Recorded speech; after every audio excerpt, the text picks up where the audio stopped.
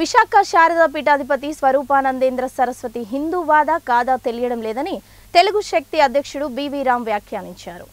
VJF press club లో ఏర్పాటు చేసిన మీడియా సమావేశంలో ఆయన మాట్లాడుతూ తిరుమలలో లడ్డు అపవిత్రమైన అంశంపై తెలుగు రాష్ట్రాలలోనే కాకుండా గుజరాత్, రాజస్థాన్, మహారాష్ట్ర, మధ్యప్రదేశ్, పశ్చిమ బెంగాల్ తదితర రాష్ట్రాల్లో కూడా హిందువులు ఆందోళన చెందుతున్నారన్నారు. అయినప్పటికీ శారదా పీఠాధిపతి స్వరూపానందేంద్ర సరస్వతి మాత్రం కనీసం నోరు మెదపడం లేదన్నారు.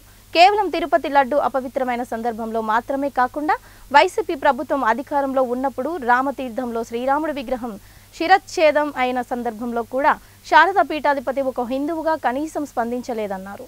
వైఎస్ జగన్మోహన్ రెడ్డి ప్రభుత్వ హయాంలో విలువైన భూములను సొంతం చేసుకున్న స్వరూపానందేంద్ర సరస్వతి అప్పుడు ఇప్పుడు తన స్వామి భక్తిని ప్రదర్శిస్తున్నారని ఎద్దేవా చేశారు. జగన్మోహన్ రెడ్డి ఈ రోజు మొన్న మాట్లాడితే ఆయన ఒప్పుకున్నాడు, నేను 4 గోడల మధ్యన బైబిల్ చదువుతాను ఒప్పుకున్నాడు.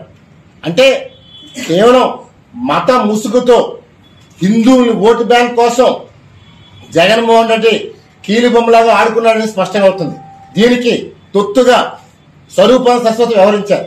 నాడు కొవ్వూరులో గోదావరిలో స్నానం చేయించి హిందూవాదిగా చిత్రీకరించారు. మరి ఇలాంటి వ్యక్తిని, ఇలాంటి దొంగ స్వామిని ఏమనాలని తెలుగు ప్రశ్నిస్తున్నాం.